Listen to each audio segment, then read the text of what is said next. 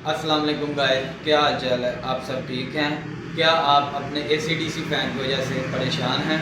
आइए मैं आपको आसान तरीका बताता हूँ जिसमें आप घर में बैठ के अपनी किट रिपेयर कर सकते हैं और अपना काफ़ी ज़्यादा फ़ायदा कर सकते हैं। एमरजेंसी में आपको अगर ज़रूरत पड़ती है तो आप घर बैठे ही अपनी किट रिपेयर कर सकते हैं। आइए मैं आपको बताता हूँ।